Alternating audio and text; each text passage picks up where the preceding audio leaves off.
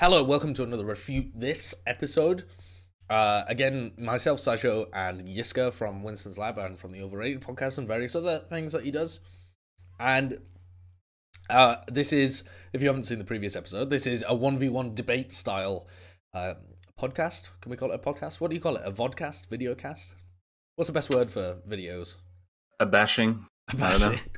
Where I bash Yiska's head in a theoretical, mental kind of metaphorical state. So the topic for this episode is that whether or not NYXL will underperform in Overwatch League Season 1. And I think the reason that we were talking about this as well is that it's been fairly popular within the community as well. It's not just something that we thought about and disagreed upon, had differing opinions upon, but it seems to be a pervasive kind of thing that people are concerned, even if they're either concerned or they're adamant that NYXL will underperform in Overwatch League Season 1. Yiska is going to be representing himself.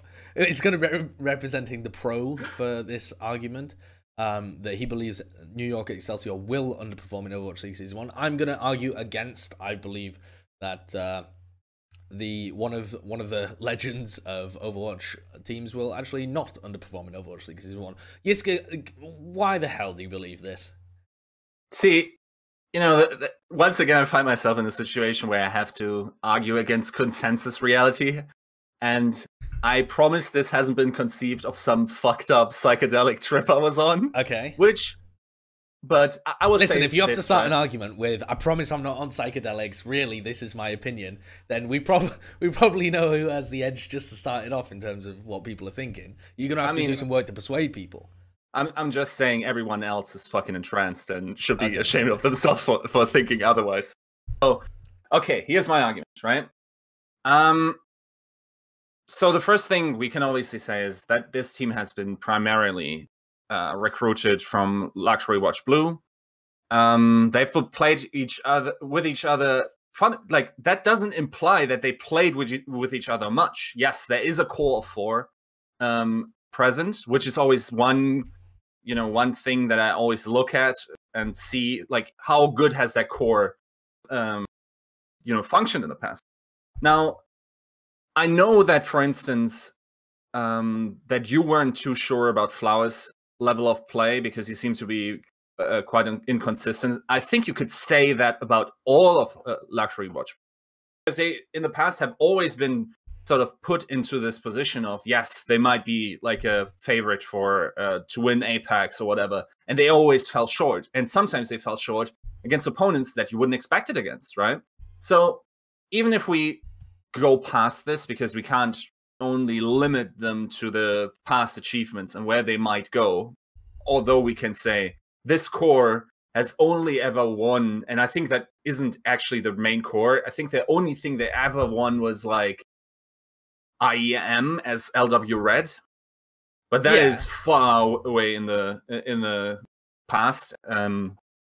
And what I also will say is that they did it very quickly after forming, and that tournament was kind of dodgy, which makes it not as impressive of an achievement. So you have that core, hasn't done anything too impressive, definitely not built on a championship roster. And I guess what I need to frame as we sort of agree. So my argument is that underperformance is everything that when they finish outside the top 4, right? Like, the top 4 is what most people would have them land on, but then I would think they would actually land outside the top 4. I'm not too sure if they will miss playoffs. I don't think that's too likely, but that would be 7th place, right? For them to miss playoffs, they would have to come 7th. Yes. So you believe they'll be somewhere between? You believe they'll be 5th or 6th, essentially? Yes. You think that's most likely? Yes. The reason why I assign that probability is basically, so if we go down the list, right, there are a lot of question marks. The biggest question mark for me is Jonah. Like, we don't know much about this kid. He was recruited somewhere in APEC Season 4, and as I will later refer to, APEC Season 4, they didn't even play the tournament, right? So that is also true for Mano.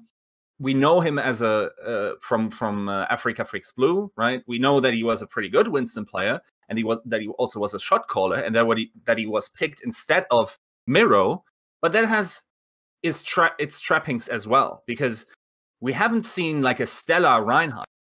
So if he takes over shot calling positions, what happens if you have to play Reinhardt? Like, if Janus takes that over, can he then shot call? Have you seen his lungs, mate? Like, how is that kid going to shot call, right? But this is one of the central tenets of your argument, is that Janus can't call because he might pop a lung. Basically, fair enough. It's happened in the past. I don't think it was necessarily related to calling things. Gambler did the calling, actually, for Luxury Watch Blue, because we all saw that clip of him going...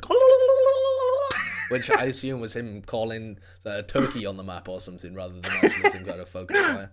Very true, yeah. Another thing is that, obviously, okay, so let's tackle the big ones, right? Actually, way before we even conceived of this argument or whatever, I always had this idea in mind that Serbiobi will be exploited quite soon. And the reason why I think that is he is a shot caller on a DPS position. So that already requires a bit of, computing.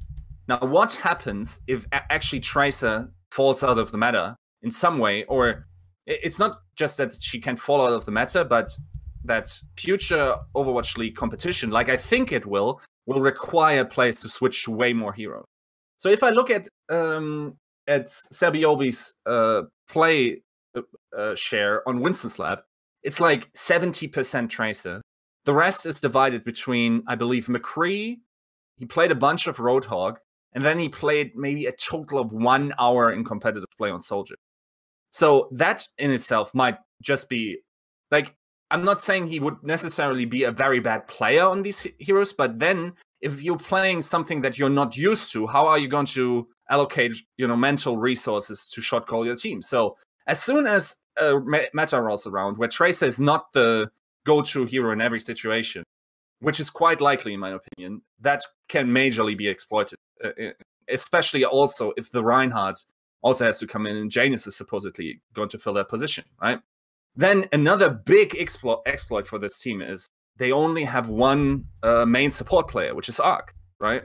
So if that kid turns out to not hold up to that pressure or doesn't perform on, now we're seeing people have to play Lucio, they have to play Mercy. What if you suddenly play the usual 2 flex supports? What if something like Moira and, I don't know, Anna becomes meta? What if something like Moira and Sombra becomes meta? Then he has to pick up these heroes. And they don't have anyone else necessarily to fill these spots other than Pine, maybe. And then you could talk about Libero, which Libero in itself is a big issue, because I think for the most part, that kid has been major overhyped in what he can do. Yes, he's very serviceable on a lot of picks, but he has been excellent on none of those.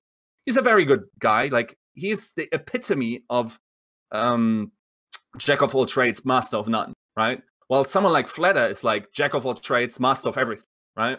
So, I think that is inherently an overhyped quality of that team.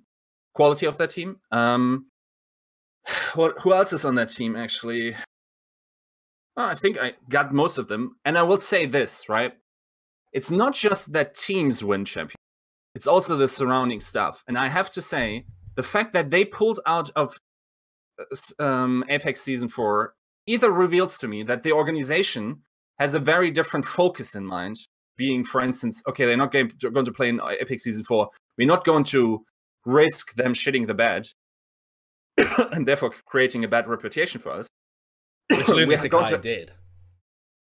Yeah, funnily enough. And then they need to learn English instead, right? That, to me, speaks to a certain amount of weakness and really not confidence in their own abilities. Otherwise, they could have played out APEC Season 4. And if they are indeed a top 4 team, then they had a very good shot at winning that. So why would they not have taken? I guess with that, I close. Okay, so to start kind of backwards and go the other way, I think discussing APEC Season 4 is pretty interesting because nobody knows why they backed out of APEC Season 4. People have their different theories of, like, was it so that they could acclimatize to the US, but they actually didn't move to the US until the APEC season was already done? Was it because they wanted to focus on scrims and adapting to a new patch, whereas Apex locks you into the previous one? I don't know. Is it because they wanted to play with, and this is what I suspect, they wanted to play with a different roster to the one that they'd actually signed up to Apex with?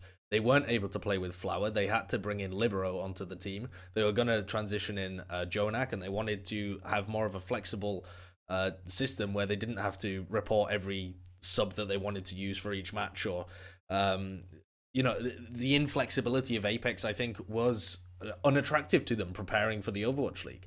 I don't think that you can make the assumption that it speaks to some kind of weakness or lack of confidence in how they were going to perform there, especially because when you look at a team like Lunatic High, for example, it would have been reasonable to expect, based on previous performances, for Luxury Watch Blue to have similar, if not slightly below, whatever Lunatic High performed as. They were always roughly in the same kind of tier as them. And Lunatic High ended up getting banged out by GC Busan, so it's very possible that they could have just been banged out by GC Busan, or possibly run away if they'd been on that side of the bracket. But it was the same situation as Lunatic High, Seoul Dynasty, who are one of the favourites for Overwatch League as well. So I don't think you can necessarily read anything into the lack of performance in Apex Season 4, except to say that it's given us less information to work with in terms of judging where they're at. So here's just kind of going through, I'm going to touch on some of the points that you made, and whilst giving the case for Luxury Watch Blue, because consistency with Luxury Watch Blue has been the bread and butter of this team. If you couldn't almost pick a more consistent team throughout many different metas, and have always been placing highly in the Apex seasons that they've played in, and have been having consistent results or championship runs in other ones, like IEM Kangi. Now, the case for IEM Kangi as well, it did have a weird format, you're right, but it didn't actually affect Luxury Watch Red, who are now New York Excelsior, or the core is still New York Excelsior. It didn't affect them in any sense, because they still had to play 3 matches to be able to get there, the same as if it was quarterfinals. They had to knock out Kongdu Panthera, who were one of the most highly touted teams coming into it in terms of scrim results and hype around their roster, and they've been on a big undefeated streak in October coming into the LAN performance as well. They wreck them there. They go on and face Rogue and beat them 3-1 with their newly reshuffled roster with Skipjack in it as well, before they figured out that Skipjack was German. Turns out your comrades aren't actually the best at I could have told you that. That's my consultancy job here. Yeah, like, very, very strange. Call me up. And then they went on to beat Lunatic High in the finals. So in some sense, to claim that this format or this championship win wasn't viable or didn't have the top level of competition, or the format in some sense made it worse. Yes, if a team that had been seeded into the semi-finals, which I believe was a Freaka Freaks Blue and Rogue, I think if either of those teams had just won the semi and then the final and didn't have to go from the quarters, yeah, you could say that that was in some sense needed an asterisk next to it. But there's no asterisk on Luxury Watch Red, which is this, they then played as Luxury Watch Blue, they now are New York Excelsior. This is the team that won that championship. They have been what some people thought were the best team in the world towards the end of 2016 and the beginning of 2017. And then, if you remember, when they were in that group of death with Lunatic High and Misfits, they had insanely close games against Lunatic High, and they're actually one of the few teams that managed to play the triple tank meta as successfully as the dive meta. Each of them, each time looking like they could have potentially, with a couple of tweaks, been on a run to the finals, maybe been able to take the tournament home, but in the Apex seasons that they played, always falling a little bit short. The reason for this is some of the players that you've mentioned, like Sabi Olby. He had an unreal performance on Roadhog when he was playing that hero. And yes, he's been a Tracer specialist, but that's, I think, broadly speaking, just because Tracer is so unbelievably powerful at the moment. I mean, you have so many other people like that who've just been playing Tracer for a long time, but when you see them flex over onto other things, for example Prophet, when you see him flex over onto other things, Birdring, Effect, Sinatra even as well, when you see them flex onto other roles as well, just having the awareness and the mechanical ability to play Tracer often seems to translate quite nicely into a range of other hitscan and, to be honest, other heroes like Zarya and Roadhog and these other kind of off-tank stuff as well. So I personally don't think that Sabiolbe's performance has ever been in doubt. He's always been one of the highest performing players on this team. Even when people were hyping Flower up so much, it was actually Sabiolbe just kind of hard carrying the team in the background while everyone had the focus on Flower, which is one of the reasons that I was less tooting the horn of Flower when he had these wrist injuries and stuff, because it seemed to me like Sabiolbe was doing most of the hard carrying and making Flower look like he wasn't doing as much of the work because Sabiolbe was doing so much. In terms of having the support line, which they've changed for this team, these are 2 upgrades for the team. Arc, when he was playing on Luxury Watch Red, was having great performances, looked like a proper excellent Lucio and Mercy player for Luxury Watch Red in the previous season of Apex. I think he's going to be a great addition to the team. Obviously a confident young chap as well, and Jonah has been tearing it up. They pulled him out of the ladder in Korea, and I think some of the reason that people don't notice or respect or think that this is in some way a questionable pickup is because if someone got picked straight out of the ladder in Europe or North America, you would have noticed them. Like you would have either heard about them, you would have heard other pros talking about them, you would have seen them in the rankings and been like, okay, who's this guy who's just rising up to place I think he actually placed first on the Korean leaderboards while he was playing flex support, like he was playing Ana and Zenyatta. He may have just been within the top 5 or something. I'm not 100% sure about that. This guy is very talented and is almost definitely an upgrade from Luna. When Luna and Gambler, yeah, they were solid, but they weren't like ever going to add any kind of explosive talent. So I think this is an upgrade in terms of the actual roster that they've got on show here. And Pine has been one of their support players in the past. When they played triple support and when they played with Janus away, Luna went over to main tank and Pine filled in on support, and they had Pine fill in afterwards and kicked Luna off the team because they thought the Pine was better, having looked at his stats and stuff from scrims. So I think the issue with any individual person underperforming is way overblown in this roster. They have been consistent throughout their history. They've never had a flop ever since becoming a reasonably good team in Apex Season 1 and then adding Flower and finding their form and really being an excellent team. They've never dropped. Where's this come from? What's the basis for saying that they're in any sense inconsistent? They are the most consistent roster out there apart from Lunatic High. I mean, in terms of consistently mediocre or not winning Overwatch, they won. Okay, here's how they did. In Apex Season 1, they made playoffs. This was before they were really a top team. Okay, and they beat Runaway on the way to get there. They actually beat Kongdu Panthera as well, but again, this is before both of those teams rose up as well. So if you're saying that either Runaway or Kongdu Panthera would have underperformed, or in any sense using Apex Season 1 results to justify the underperformance, yeah, I think that would be a bad idea. But Apex Season 2, now we're starting to get into 2017, and now we're starting to talk about relevant stuff. They had a great run in this tournament. They managed to get to the 3rd place position. They lost to Lunatic High in the group stage. Then they lost to Kongdu Panthera and Runaway, like the other 3 top teams in Korea. So they've only ever really lost to like the absolute top people, because then in Apex Season 3, they made it all the way to the finals and lost to Kongdu Panthera and Lunatic High, the 2 teams that made it to the final. They've beaten everybody else. They have consistently good high-tier performances, and they already won IM Kyangi at the end of last year. There's no reason to suspect that they would underperform or flop against poor teams. And they need to flop against poor teams to not make top 4. Like, somebody has to be in those top positions, if not them. No, I mean, they don't have to flop against poor teams. Other teams just have to perform better than them, right? But they would have to lose to other teams, not just the like absolute elite. Like, for example, if they lost to Lunatic High, they lose to what they called the Seoul Dynasty. They lose to Seoul Dynasty, London Spitfire, and Dallas Fuel. That would still put them 4th, right? And that's saying that they would lose to Dallas Fuel, who they've never lost to. In fact, I'm not even sure whether they've ever faced them, but they've beaten teams that have beaten them within the same tournament and stuff like that. So there's no reason to suspect that they've consistently been below Dallas Fuel's level. So I don't see it. And then as soon as you step down from those top 3 teams, I mean, who are we talking about? Who are they going to be losing to? Okay, Shanghai, so Boston. let's tackle this from the most outrageous argument ever, which is like, yes, this kid is nuts on ladder. Like, what?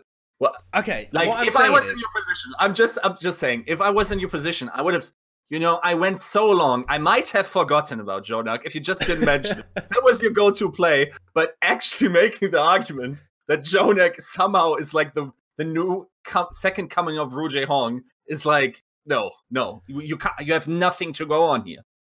Which is basically, have you actually seen him play a minute of competitive Overwatch? What you mean in a tournament match?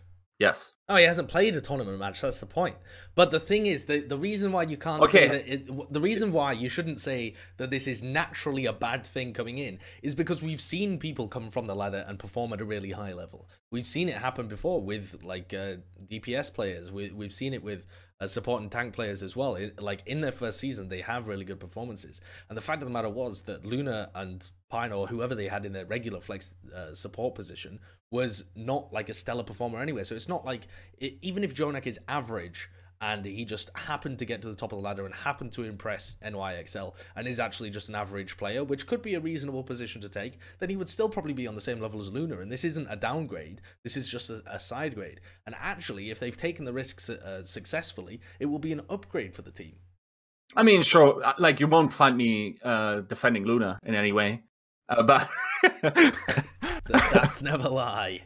I have to obviously say that I had nothing to do. Like, I have no idea what's happening. I hand my shit into Baroy to Baroy. No, see, Yiska deliberately got Luna cut from New York Excelsior and has some kind of vendetta against the team, and that's why he thinks they're going to underperform. See, I would actually be proud of that, right? But but I can't attach that laurel to myself. So no, the thing is, have you even seen him play a competitive match? Does he have a stream or something where you say, he like, has a stream. He has a stream and he goes bananas on a very regular basis. He's like a playmaker kind of guy within the context of playing competitive, right? And you have a lot of players who will be at that kind of level in competitive and actually just performing on an average level in game. But again, this would not be a step down for the team, and all the signs would indicate that he's actually going to be a good player rather than just an average player. So he's basically the Korean Gale or the Korean DSP Stanky or whatever. Like, I can't believe we're arguing about this. It's just all right. What my point was, though, that this is not a good reason to expect them to underperform. That they have brought in brand new talent, because we've seen teams do this over and over again, and frequently it works out for the teams, or at the very worst they're just like, okay. I mean, Sleepy for San Francisco Shock would probably be the closest example of another support player that was basically taken straight out of CompQ. We hadn't seen any games of his, and actually is performing at a good level for the team. He was on Temple Storm, right? He was only on Temple Storm, I believe, for 1 or 2 matches before the team very promptly folded. So that's infinitely more than Jonah, literally.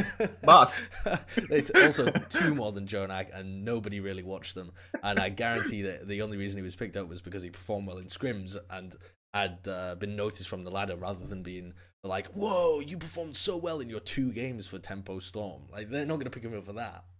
Yeah, I agree.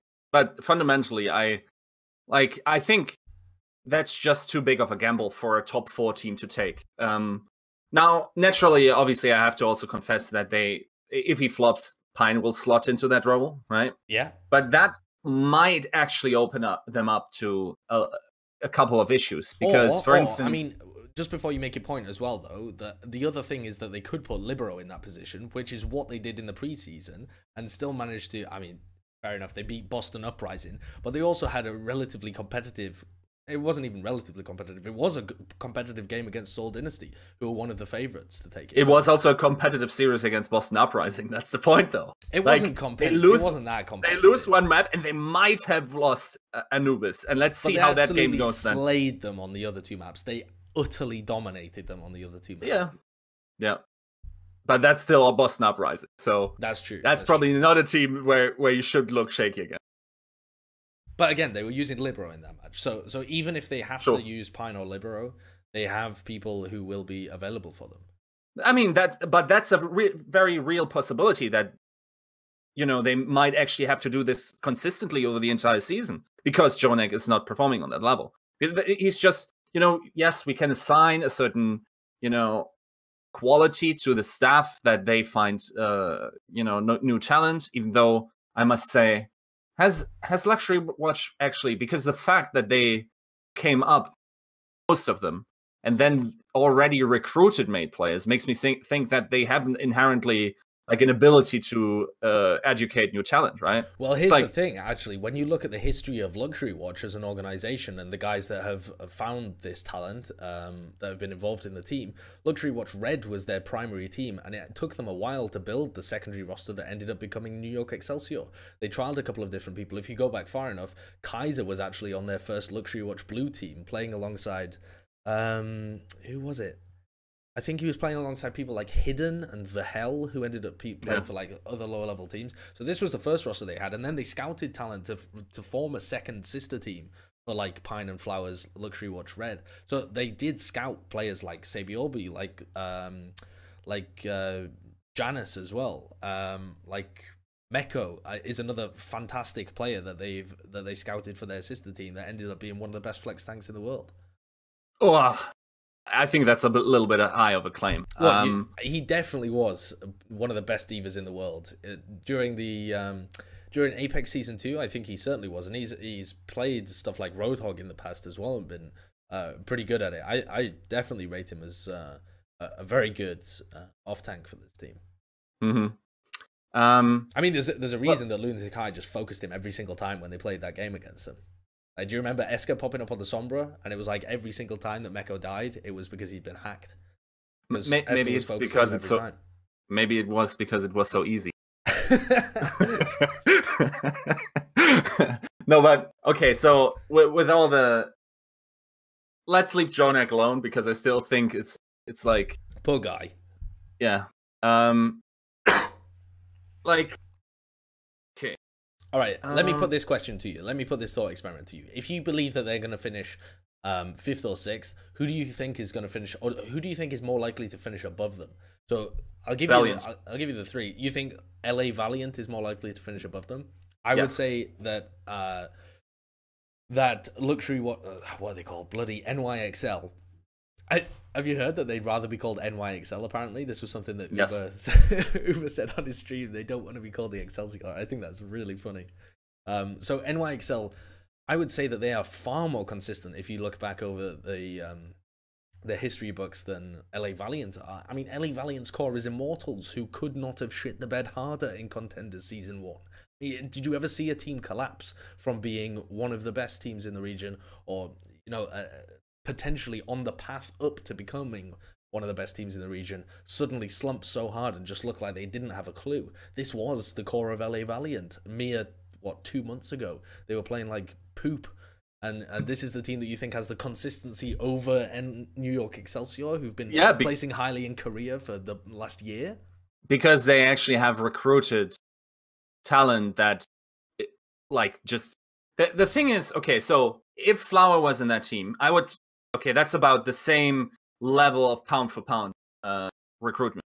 But if I look at like an Unco, just almost solves all their problems. Like Harif was, like, I think he had a too good reputation for the longest time. He was really being taken advantage of in that Contenders run. Now, obviously, some things also.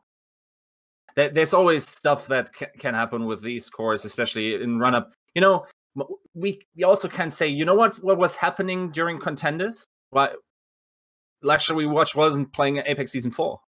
Yeah, they might have just as well shit the bed in the same fashion. Okay, right? And so Luxury Watch was also playing, though, at the end of 2016, and was still a very good team back then. In fact, they won the championship back then in December 18th, 19th, 2016. You know what Immortals was doing then? I think they were still called Sodi Pop. And they were still fucking sucking dicks for Gosu Gamer points. So, so this is like, I mean, it's just a time frame shifted forward, essentially, isn't it? I mean, all we've got like 2 months on either side of when these teams started to come into relevance. But that Immortals roster actually has 2 big events under the roster that they won, right? One of which was what was it called? One of them was the Winter Premiere. Yeah, that was the LAN event, right? Yes, that was the LAN event. Which what were the other good teams that were playing there, Yiska? Who did they beat? Who did they beat in the playoffs to win that event? Was it? Was it Kungana and Luminosity? That's tough competition. That's do you think that's like Korean level competition? That's like beating Lunatic High to win IEM Gyeonggi.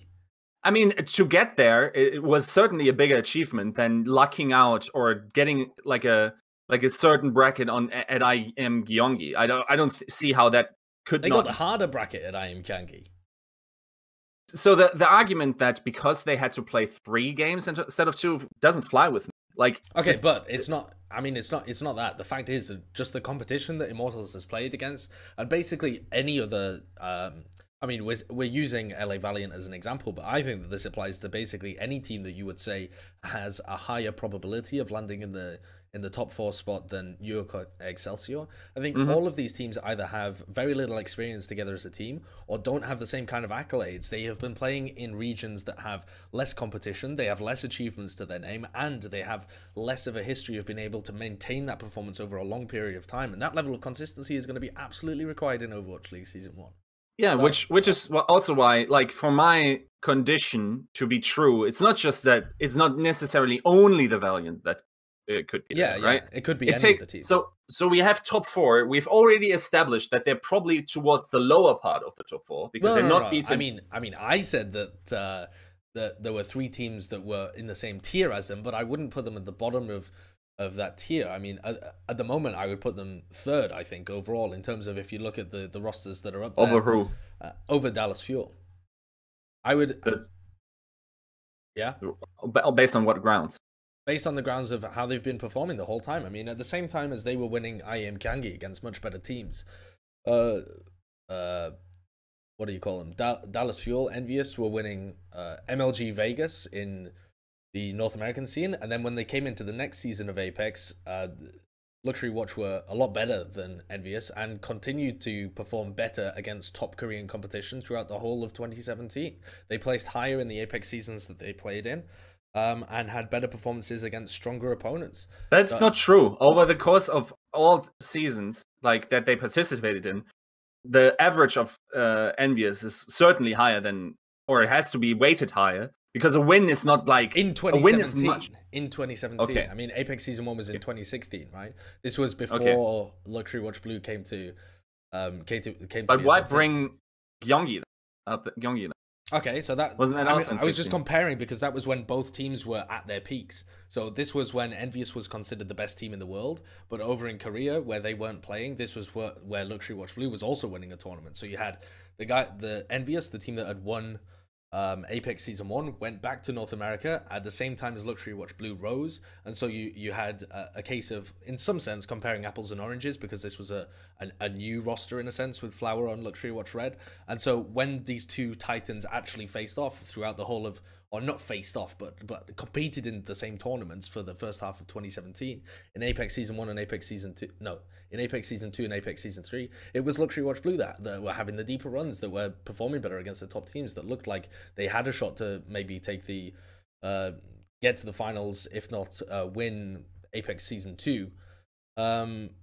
Unfortunately, they didn't. Largely predicated on if Flower's hand holds up or not, which can't be weighted here because the kid, and I know you love your kids, right? Like your child soldiers, but this kid is not going to touch a mouse in Overwatch League Season 1, right? That's absolutely. Or is he allowed to play in the playoffs? No.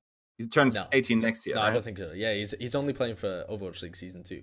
But the thing is, the thing is with this, I mean, now we're hitting the populist point, I think, of why most people think they're going to underperform in APEC, in Overwatch League Season 1, is that they don't have Flower. I think most people think this way, that Flower was their star player. Flower was the guy that was getting them to these deep runs in playoffs and in tournaments, and without him the roster looks a lot worse.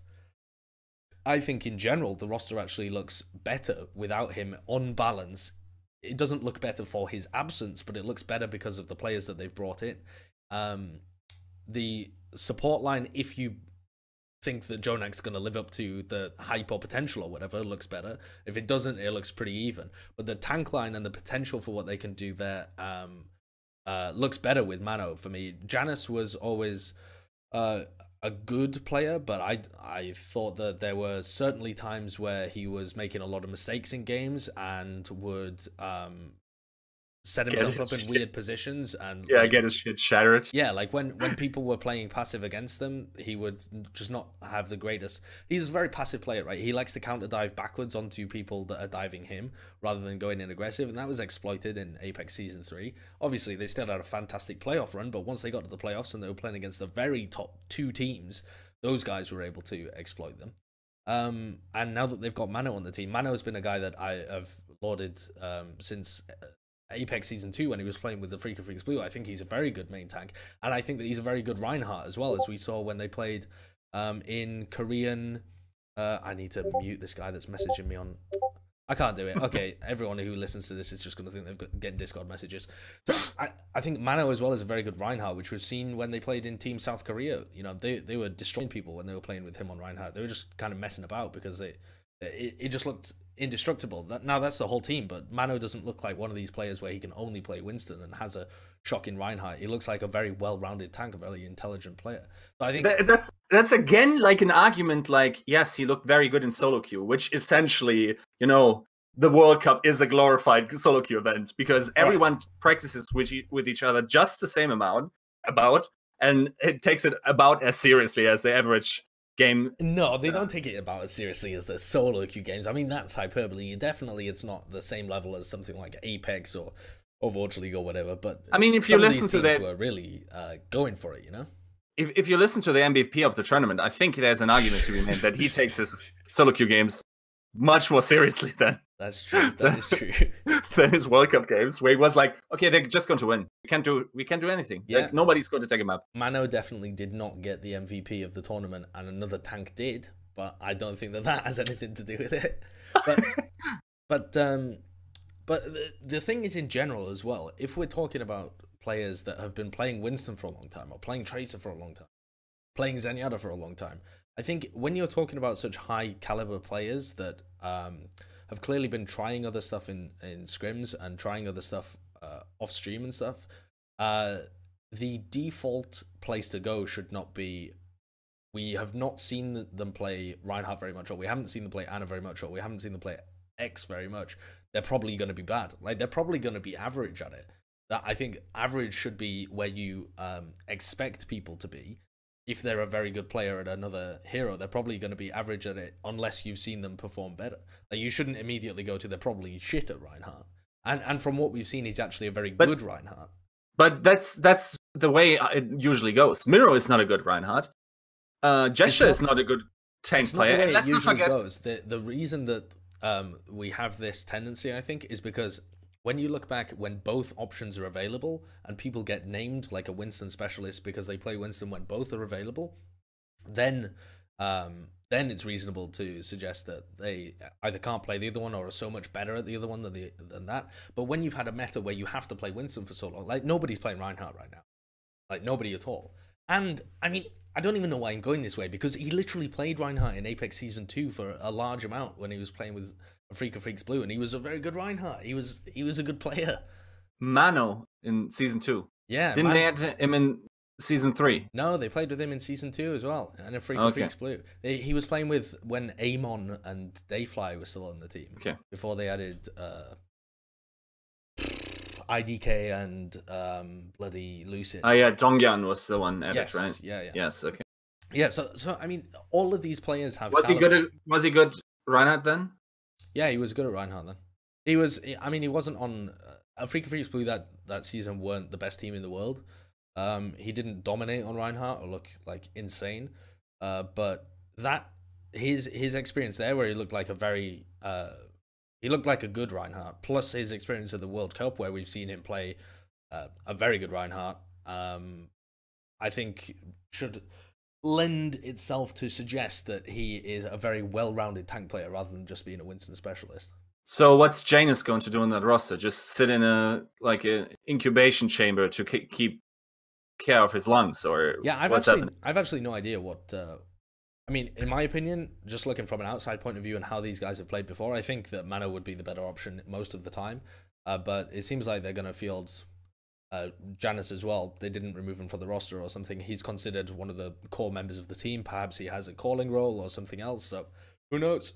But I don't think that this roster is either badly built or has glaring holes in it or anything like this. I think that the points that you brought up, it's actually an increase in power for the roster going from Luxury Watch Blue APEC Season 3 to NYXL, even though they lost Flower. The one thing I will say about this tank debate is that we are also forgetting the robot elephant in the room, which is Arisa. And that is actually, like, this is a very different skill set in many ways. Because now suddenly you have to aim, and that actually makes a big difference. Remember, should I reveal this? I guess I can. So I hope he won't be mad with me. So what I once had an interview about Reinhardt with Reinforce. Okay. And I like this already. If we're going to be trolling Reinforce, I like this already.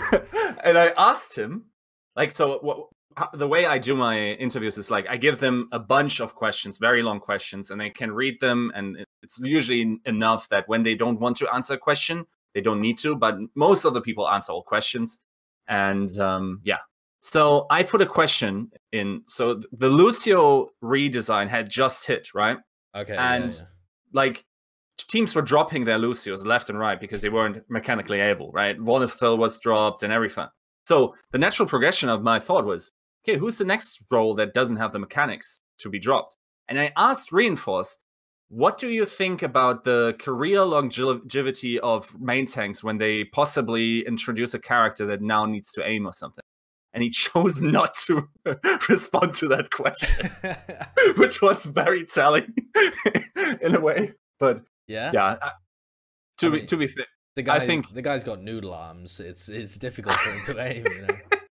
I mean, there's a reason that he started on main tank. Have you seen him in some of the interviews that you've done? Actually, I like how this has just turned into a Reinforced roasting session. But I liked it on. I think he was on Oversight, and Thorin and Monty just asked him, like, why did you decide to become a main tank? Why did you think you could make it in Overwatch and not these other games? And he was like, I know that I can't aim, and Overwatch doesn't require aim that much, so it's gonna be the perfect game for me.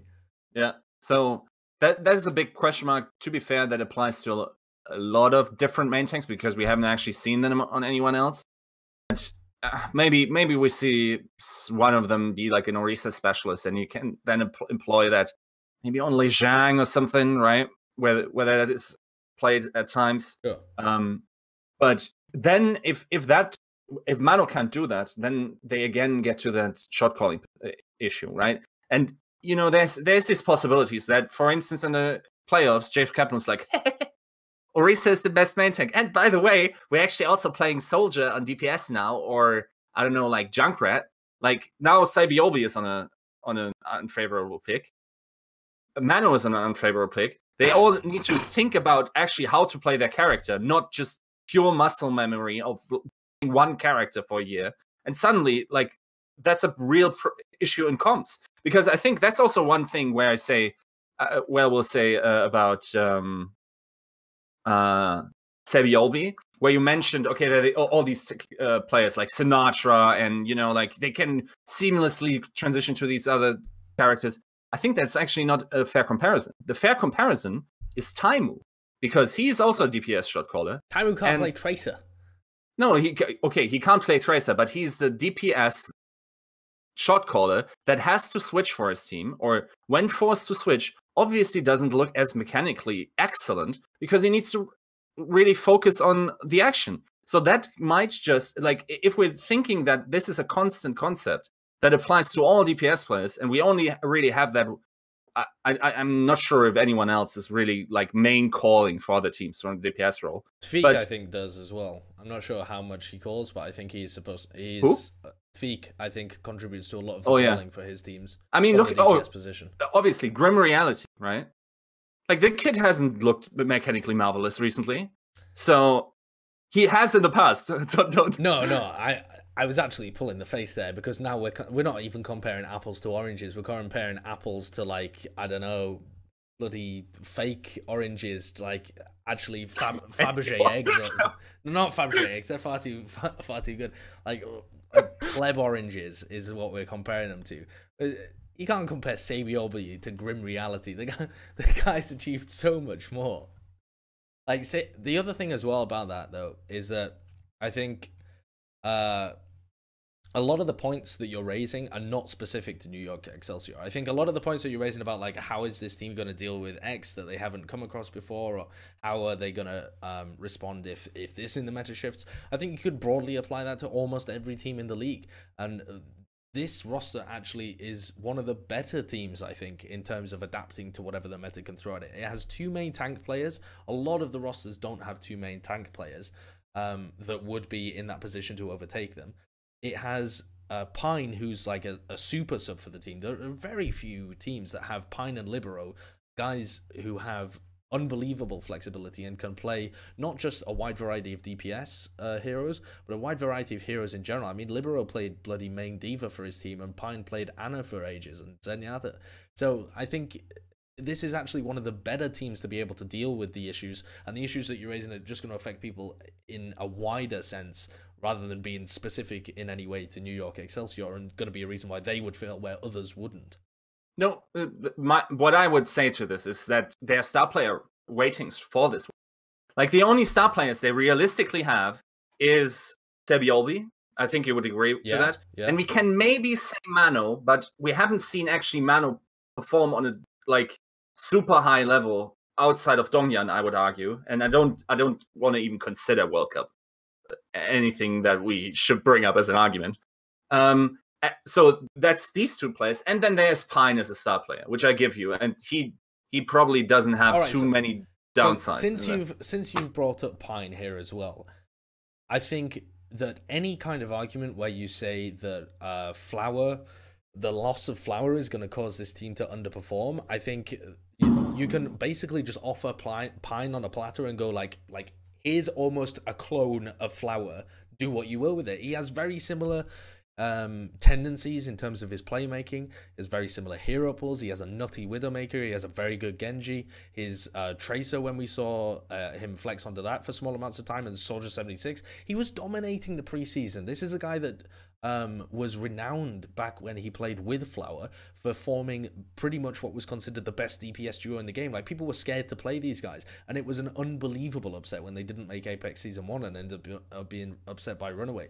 Like, these were the OGs in some sense of incredible mechanical DPS play, and they're very have very large hero pools, and they overlap with each other. So I think people who think that this team are going to be worse for Flower's absence are underrating what Pine can bring to the team. Because yes, I would say that in general, Pine is less proven on DPS than Flower, but only in a marginal sense. I think he would be like a step or a half step behind Flower in a lot of these situations. And he's such a seamless fit back into the team that him and Sebiolbi will probably be a monster DPS duo. This will be one of the best DPS duos in the league. And when you apply that to all the rest of the roster, I mean, this is an incredible roster with born-out consistency and nothing going wrong for them.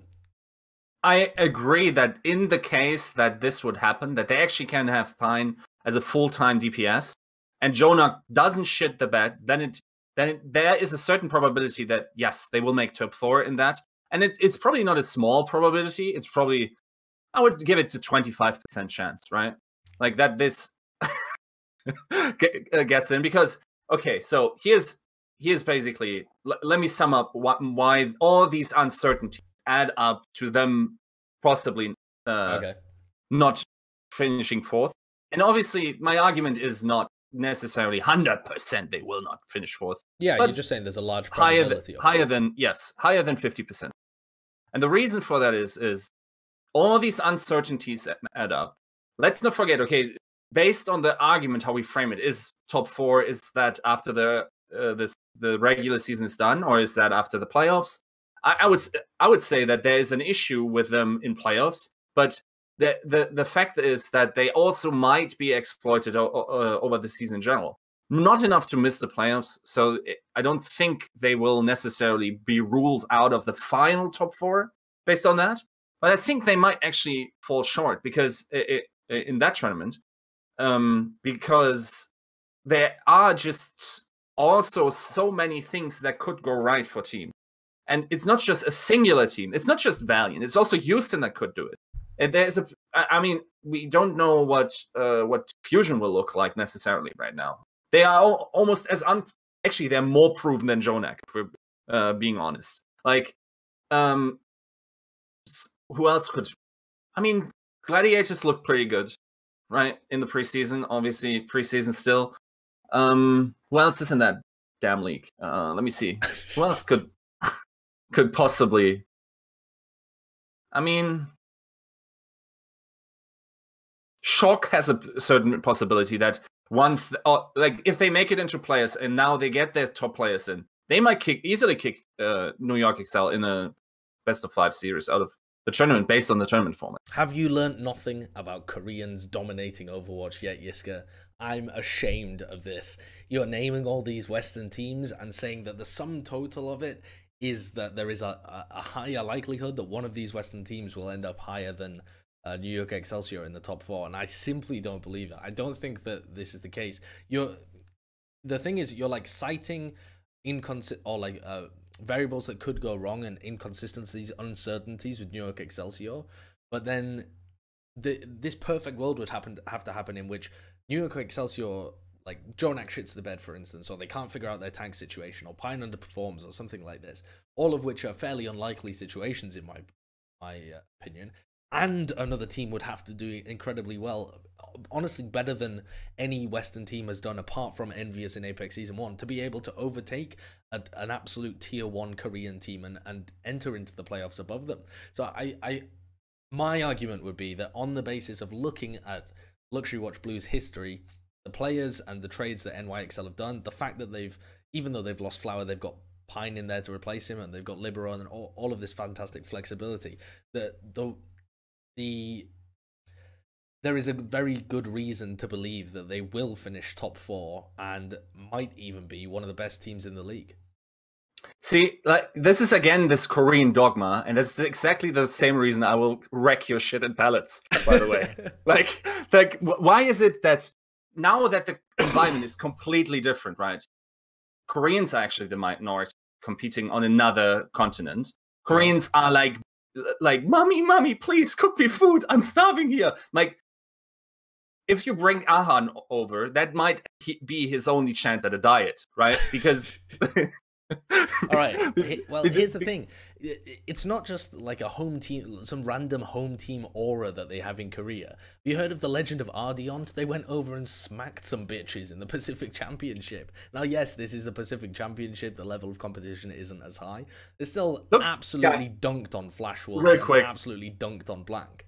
I just want to summarize that Sideshow is arguing based on SoloQ experience, based on what they do against Pacific, based on World Cup performances. Like, guys, like, when an argument is built on that, it has to be shaky, right? Okay, Korea has never had an opportunity to come to the West before.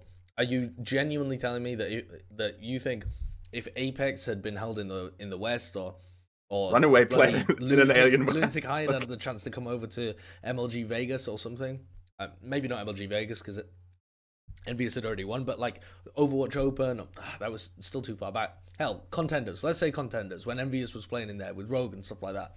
If Contenders had been an international tournament, do you really think that it wouldn't have been the same situation where GC Busan would have come in and wrecked everybody's shit, like bashed their heads in, and then Lunatic High would have been there as the second place and run if away they played on American soil?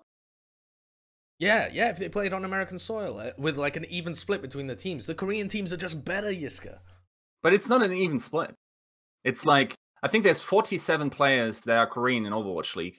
I see a lot of fractured players. So it's more like a third of the players in Overwatch League are Korean.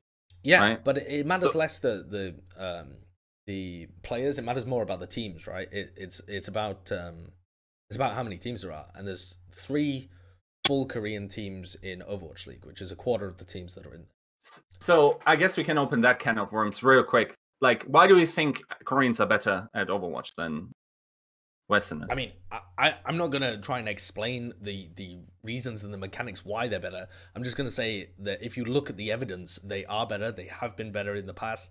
And if you look at evidence from other esports, they probably will continue to be better. They produce better talent. They have better coaching staff and structures and work ethic. If you just look at the evidence of what's been happening over the past year, I think it's fairly obvious that the Korean teams are in the lead. Even if the gap is going to be closer in the Overwatch League, the Koreans are still ahead for the moment and probably will stay in the lead. I mean, with all of that is true, with the one factor that it all happened on Korean soil. When it didn't happen on Korean soil, for instance, now that StarCraft, for instance, players have to move to Europe and are in the European environment, they suddenly look very mortal, and they're actually losing games left and right to Westerners.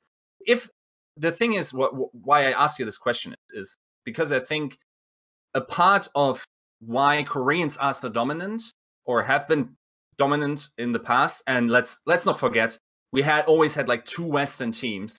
One time the Western team actually won that competition, which is like very at that time. We had 4 in APEC Season 1, and I believe we had 4 in APEC Season 2 as well. True, yeah. And then they didn't participate in the 4th season. Yeah, actually, right? But all the like Envious made it reasonably deep, despite all the circumstances of like, you know, bugs in their hotel room, like terrible. I thought you meant bugs as in listening to their scrim results or something, like listening to their I mean, that is also very true. But I mean, but they did have a miracle run as well. They had a patch that hit them perfectly. Like that, it wasn't like they were battling against adversity the entire time to get there. They had a lot of circumstances go their way to win it on Korean soil as well, and that's the first time it's ever been done in any esport, isn't it? Yeah, and that happens to be Overwatch, so why not again, right? When the circumstances are all right. And now, you know, you're saying it required luck for Envious to get there. It required circumstance, yeah.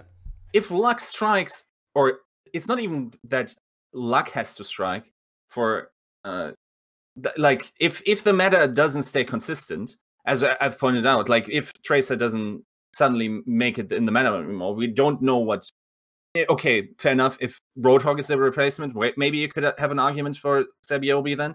Other than that, an unproven factor there. But in general, I will say that much of why Western teams were not able, and I think I've written an article about this, and I think many people actually took it to mean that now that the Koreans will still bash on you guys, you will now have to realize that you're somehow inferior. No, that wasn't my message at all. I was genuinely saying the playing field has been leveled. You can beat these guys now. You can even beat Seoul if you do the long practice hours. You're in the same environment. I haven't heard that the Korean teams are sticking together and now, you know, exchanging scrim. Like if something like that came out, that's one big factor, definitely. Like, okay. I still distinctly remember, there was one strategy on Hollywood where Envious makes the craziest loop around that has no one ever seen, and their opponent Korean team is like, yeah, that's exactly how we've seen it in the scrim recordings we've been sent by this other Korean team, but by which Envious scrimmed against, right? Like, this is not going to happen anymore. Their living circumstances are different. Then, because of the cultural differences that Koreans face, they have a harder time outside of Korea than Westerners have in Korea. Fair enough. Probably, I hope for Overwatch League, for the quality of Overwatch League, that they have condos without cockroaches in them, right? But all right. Explain this to me. If the playing field is leveled by playing outside of Korea and having an even amount of people in from different nationalities in the same place, and you're playing outside of Korea and you're in a different tournament circuit and stuff, how come a Korean team always wins League of Legends Worlds, which is held in various different places around the world, and how come Korea won the World Cup twice that was based in bloody North America and had actual genuinely the best teams that committee members could put forward in the second year?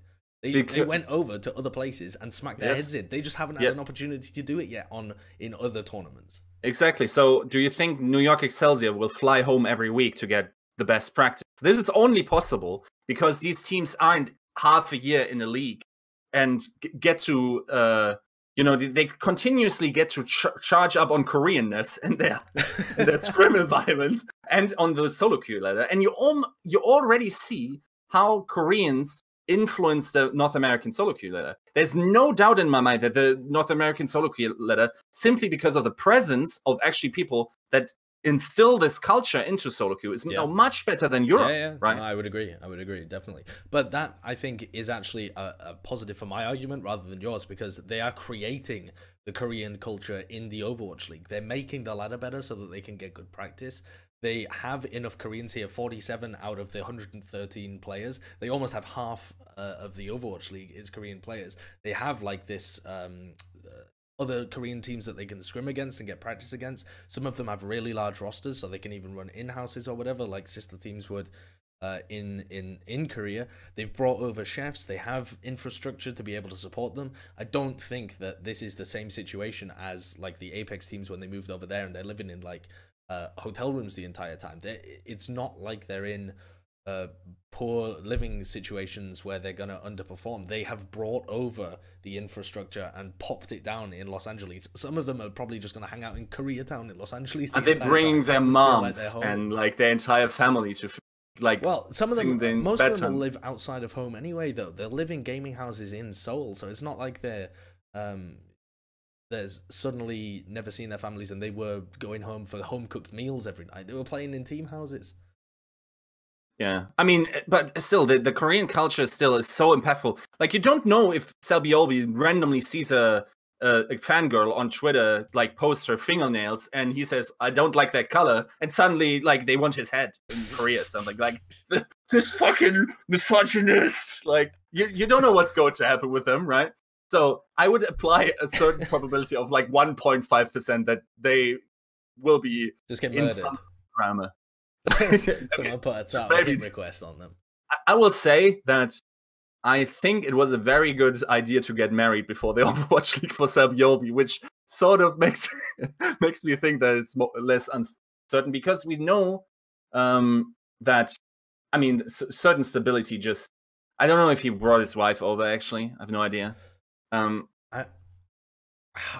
think I read a couple of tweets about this yesterday, but I can't remember. I think they got married before he moved away. I think that was how he phrased it, like before he moved away. So I don't think she's with him. Yeah, could be wrong though. And one thing I also forgot is there is a certain possibility. So you know how the transfer window is, right? Mm-hmm. So let me think. So the Shanghai Dragons roster has currently 8 players. I don't know what the rules are, if you can just kick out the entire team or whatever. But probably should. But what if they shit the bed so hard in stage 1 that they just say, give a blank check to miraculous youngsters, or just charge up on actual good talent? For instance, like a Sufan Jun. I don't know when Shai, actually, I think he turns 18 after. Like, Shai is basically becoming like the new flex support hope of basically the world too. So then that, like a Leaf or a late young, like you've already get your ass handed to you by miraculous youngsters, as we will. What's the possibility of this, or probability rather, of this happening? And also, you can't just bigger than 0%. As far as I'm aware, you can't just bench.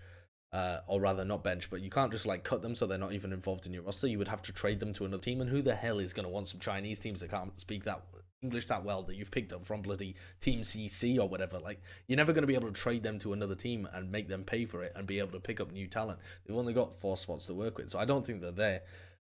Barring some miracle, which puts the probability very low, right? They're not going to be able to make playoffs above New York Excelsior as well. Yes. Here's another point, just going back to the Koreans playing elsewhere as well, because this is something that I think Thorin's brought up a couple of times, of like, when you move the Koreans out of Korea, they tend to underperform. And I think the context for that was when you have imports and you put them into Western teams in League of Legends, they tend to underperform and they drop a lot because they're not in this infrastructure, as you said, they're not in the culture, etc. But in Overwatch, we have not seen this. In Overwatch, the Korean players that have come over have dominated. If anything, they've been better for some reason. It's probably just because they're playing against worse opponents, but they've looked better. Like Carpe, when he moved over, has been excellent, and the only reason that he wasn't the best tracer in Contenders North America was because Effect was there, and Effect was absolutely dumpstering people, and looks like he's a contender for best player in the world if he carries on this performance, or perhaps even improves on it. So Effect is also the saddest cunt on the planet if you read his Twitter. He's incredibly determined and focused, yes, but there is no indication so far in Overwatch that removing Koreans from their culture is having a negative effect on their play, and so I don't think that this is. And I mean, here's the other thing about that. I mean, wait. That would remove Seoul Dynasty from the top rankings as well. If this is another kind of blanket argument of like, you think Koreans are going to be worse once you move them down, that would apply to Spitfire and Seoul Dynasty. So you'd have even more spots in the top for NYXL to go for. Didn't you earlier try to argue that Valiant was exactly that? Was exactly Koreans that were brought over that suddenly decreased in level. No, I don't think they decreased in level. I think Fate played really well. I think Kareev started playing really well and did decrease in level, but I don't think that was just because even if we use that as the one example of them decreasing because of the culture, and I think it's incredibly debatable, like the reasons why he decreased, Fate carried on playing really well. And so you've got basically everybody apart from Kareev has been playing at a very high level or better. I mean, maybe to be fair to this argument, that yes, there has not been precedent to them dropping off necessarily in Overwatch, but it's like 5 examples, right? Yes. And it's also only the examples where, you know, if anything, because for instance, Valiant was a bigger group that was brought over and suddenly dropped level. Because I think like Mighty AOD was a sick team. I think over that season they might have crystallized to be a top 4 team in that season. Well, I mean, I had Ardion as a top 5 team in the world when they were playing over in the Pacific region, I think, as well. So I think that they were like that core went over there. The other part that didn't go to LA Valley.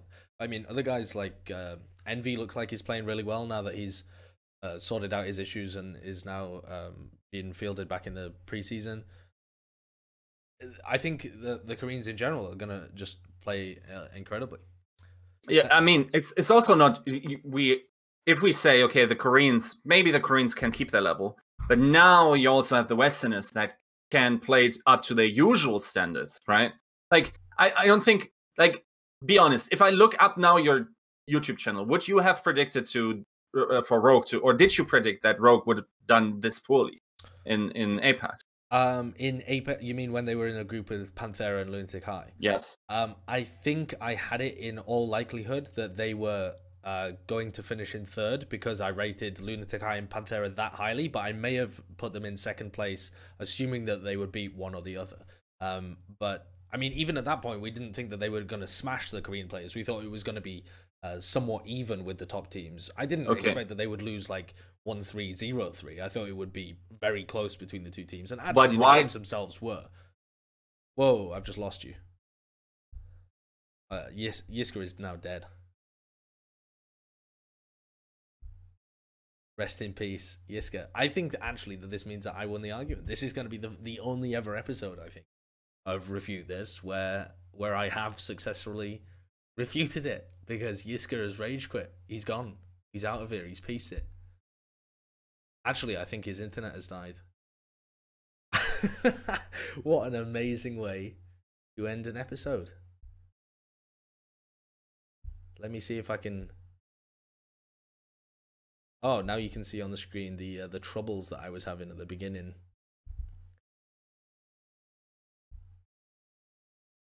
I believe he may be dead. We'll see if we can cut this out in post. Might not be able to cut this out in post. Hello, anybody who's watching this if I can't. I'm just going to cut.